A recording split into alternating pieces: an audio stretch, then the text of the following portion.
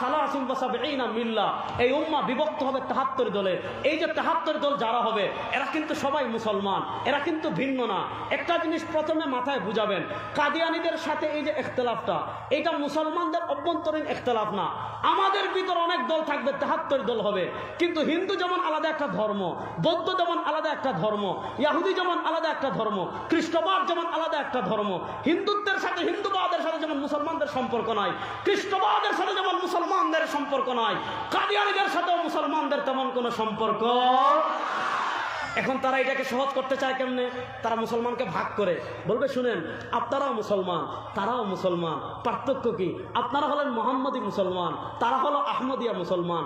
আবার খ্রিস্টানদেরকে নাম দিয়েছে ঈসাই মুসলমান। দেখেন আপনার ইমানকে নষ্ট করার জন্য তারা মুসলমানদের ভিতর কেমনে করছে যে আপনি মোহাম্মদী মুসলমান, আর কাদিয়ানীদেরকে নাম দিবে আহমদিয়া মুসলমান, ঈসাইদেরকে নাম দিবে, খ্রিস্টানদেরকে নাম দিবে ঈসাই মুসলমান। শুনেন, আহমদিয়া মুসলমান নামে পৃথিবীতে কোনো মুসলমান নাই। আমি আগে যে এই কথা বলেছি, এখন রাত এটা যেমন সত্য, তার চেয়ে বড় সত্য হলো কাদিয়ানীরা কাফের। তার চেয়ে বড় সত্য কি? কাদিয়ানীরা কাফের। সুতরাং কাদিয়ানীরা বাংলাদেশে তাদের কার্যক্রম পরিচালনা করুক, আমরা তো হিন্দুদেরকে বাধা দেই না, খ্রিস্টানদেরকে বাধা দেই না।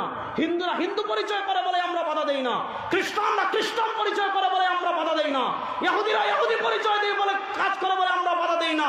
কাদিয়ানীরা যদি কাফের পরিচয়, আহমদিয়া ভিন্ন ধর্ম পরিচয় করে আমাদের কোনো আপত্তি নাই, কিন্তু এই নতুন বাংলাদেশে মুসলমানদের প্রতি আমরা আর কোনো বৈষম্য দেখতে চাই না।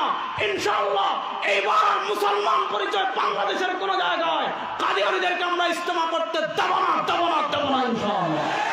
আল্লাহ তাআলা যে কথাগুলো বললাম আমাকে আপনাদের সবাইকে আমল করার তৌফিক